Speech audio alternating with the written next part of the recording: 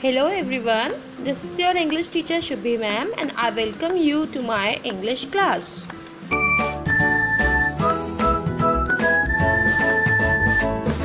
पिछली वीडियो में बच्चों हमने पढ़ लिया था कि जो गर्ल्स हैं वो अपने पापा की तारीफ करती हैं और जिसमें सबसे पहले मैग बोलती है कि जो पापा हैं वो अपनी इतनी एज के बाद भी, जबकि उनकी एज हो गई है और उनकी ऐसी एज नहीं है, वो इतने स्ट्रॉन्ग नहीं है कि वो एक सोल्जर की तरह वर्क कर सके, तब भी उसके पापा जो हैं वो एज अ चैपलिन वो आर्मी पे यानी वो वॉर के लिए गए हुए हैं।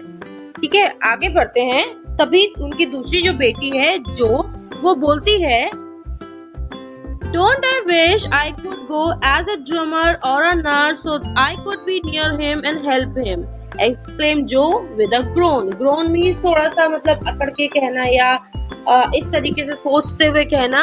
वो कहती है कि ऐसा नहीं हो सकता है, मैं तो ऐसे काश ऐसा हो पाता कि मैं एज अ ड्रमर या कोई नर्स की तरह अपने पापा के साथ चली जाती, इससे मैं हमेशा उनके पास रहती और उनकी हेल्प करती। यानी कि वो उसको भी अपने पापा को वो भी अपने पापा को मिस कर रही है, उसको भी अपने पापा की याद आ रही है। इसीलिए मैग बोलती है पापा को, पापा चले गए ऐसे भी तो ये बहुत बड़ी बात है, और उनको अप्रिशिएट करती है, कहती है ये बहुत हिम्मत वाला काम है। जो भी अपने पापा को याद करती है और कहती है कि हमें कि काश मैं भी अपने पापा के साथ चली जाती, इससे मैं हमेशा उनके पास रहती, उनकी हेल्प करती। फिर थोड़ी देर में एमी बोलती है, साइड एमी, साइड मतलब थोड़ा बहुत दुखी होते हुए। एमी बोलती है, It must be very disagreeable to sleep in a rent and eat all sort of bad tasting things and drink out of a tin mug. तो कहती है ये कितना डिसएग्रीएबल है। डिसएग्रीएबल मतलब डिसअपॉइंटिंग रहेगा या फिर कितना ज्यादा दुख की बात है कि आपको एक टेंट में सोना पड़ता है, यानी कि कोई बेड नहीं है, कोई आरामदायक मतलब सोने के लिए कोई बेड नहीं है आरामदायक, टेंट में सोना पड़ता है जहाँ पे आपको मच्छर भी काट सकते हैं, ठीक है, कीड़े मकोड़े भी हो सकते हैं, ऑब्वियस सी बात है। और सारी वो चीजें खानी है जो कि बैड टेस्टिंग होती है, मतलब जिनका स्वाद नहीं होता, जिनमें बहुत ज्यादा अच्छा टेस्ट नहीं आता है, तो ऐसी चीजें भी खानी पड़ती है। क्यों? क्योंकि जब वो वॉर में गए हैं तो वहां बैठकर पकवान थोड़ी ना बनाएंगे भाई, अलग अलग डिशेस थोड़ी बनाएंगे। घर में तो हम डिशेस बनाते हैं और बाजार में जाके होटल से भी खा लेते हैं, रेस्टोरेंट्स में भी खा लेते हैं, बट यहाँ पे क्योंकि पापा वॉर पे गए हुए हैं तो उनको कुछ भी ऐसी चीजें खाने के लिए नहीं मिलेंगी, सिर्फ और सिर्फ नॉर्मल चीजें मिलेंगी जिनका भी स्वाद बहुत अच्छा नहीं होता। And drink out of a tin mug, और जैसे कि हम लोग कप्स में मग्स में पीते हैं तो उन लोग को टिन मग मिलते हैं, टिन के बने हुए मग होते हैं, जिससे कि वो जैसे कि स्टील के बर्तन होते हैं, इसी तरीके से टिन का मग होता है, उसी में उनको पानी पीना होता है या कुछ भी ड्रिंक करना होता है तो वो उसी में ड्रिंक करते हैं। तो एमी को ये सोच करके बहुत बुरा लगता है कि उसके पापा जो हैं वो इस तरीके की लाइफ स्पेंड कर रहे हैं और ऐसा उनके साथ हो रहा है। When will he come home, mommy? said Beth with a little quiver in her voice. जो बेथ है वो अपनी मम्मी से कहती है, पापा कब आएंगे mummy?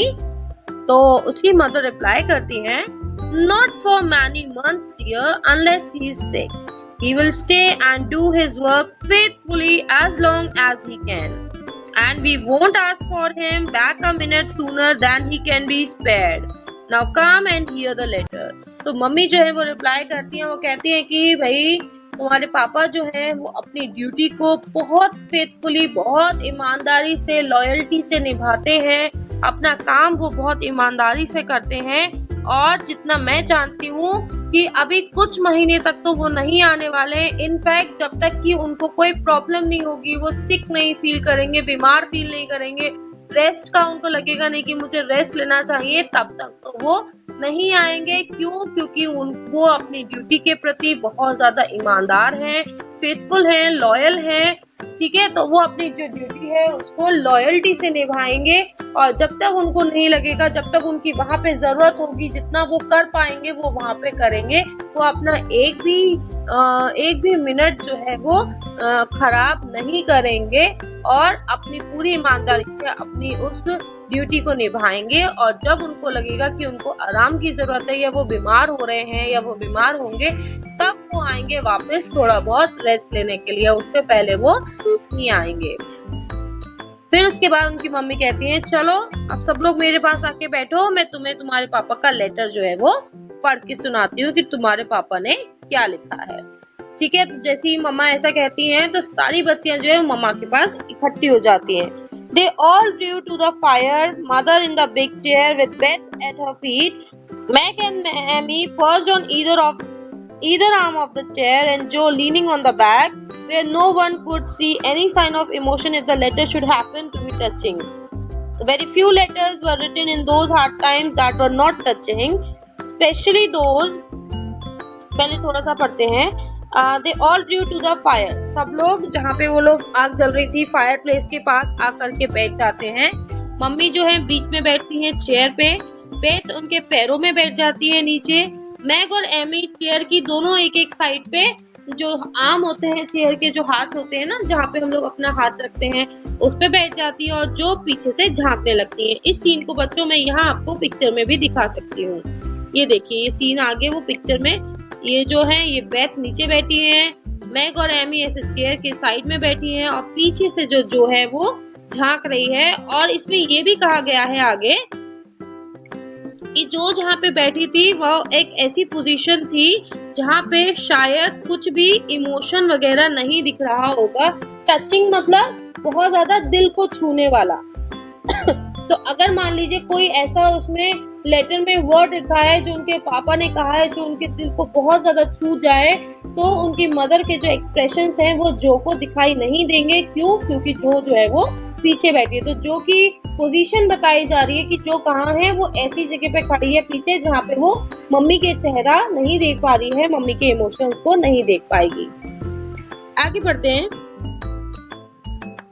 Very few letters were written in those hard times that were not touching, especially those which fathers sent home.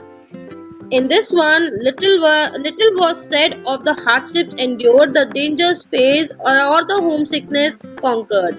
It was a cheerful and hopeful letter, full of lively description of camp life, marches, and military news, and only at the end did the writer's heart overflow with fatherly love and longing for the little girls in home. ये क्या बता रहे हैं बच्चों? यहाँ पे कह रहे हैं कि जैसे किसी का भी लेटर आता है घर से, तो उसमें क्या होता है, बहुत सारी ऐसी बातें लिखी होती हैं जो कि दिल को छू जाती हैं, और बहुत सारी मतलब कि हम तुम्हें बहुत याद कर रहे हैं, हमें बहुत मिस कर रहे हैं, इस तरीके से बहुत सारी बातें लिखी होती हैं जो कि जिसको पढ़ करके हम रोने लगते हैं। ऐसा अगर होता है कभी हमारे साथ, तो वैसे अभी तो आजकल हमारे साथ हो नहीं सकता क्योंकि हम लोग के पास फोन्स होते हैं, फोन पे बात कर लेते हैं, बट फोन पे भी बात करते समय कई बार ऐसा हो जाता है कि जो लोग हैं वो रो पड़ते हैं मम्मी पापा को देखकर या उनकी याद में। ठीक है, तो ऐसे ही वो लेटर जो था उसमें बहुत थोड़े से ही वर्ड्स ऐसे होंगे जो कि शायद टचिंग नहीं होंगे। क्यों? क्योंकि वो उनके पापा का लेटर था और वो इतना ज्यादा फुल ऑफ लव उनके लिए था कि वो उनके दिल को छूने वाला था। जो पापा ने सेंड किया था लेटर, वो स्पेशली उसमें जो वर्ड्स थे वो बहुत ज्यादा टची थे। In this one, little was said of the hardships endured, the dangers faced, or the homesickness conquered. It was a cheerful, मतलब कि इस छोटे से लेटर में बहुत ही कम उन्होंने अपने हार्डशिप का, डेंजर्स का या अपनी परेशानियों का जो भी जिक्र किया था वो बहुत ही कम था। लेकिन ये जो लेटर था ये पूरा चीयरफुल, होपफुल लेटर था जिसमें उनके पापा ने अपने लाइफ के बहुत सारे एक्सपीरियंस शेयर किए थे, मार्चेस के बारे में बताया था, मिलिट्री न्यूज के बारे में बताया था, एंड एट द एंड सब कुछ उसमें था और सारा कुछ उनके फादरली लव को दिखा रहा था, उनके पापा का उन बच्चियों के लिए उनका प्यार दिखा रहा था। उस लेटर के वर्ड जो थे वो एक एक वर्ड में ऐसा लग रहा था जैसे पापा ने प्यार भर के उसमें सेंड किया है।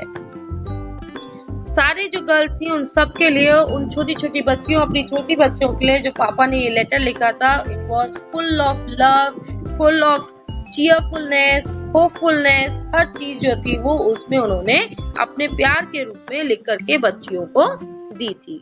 ठीक है, तो इतनी स्टोरी कंटिन्यू करते हैं, बाकी की स्टोरी नेक्स्ट वीडियो में कवर करेंगे।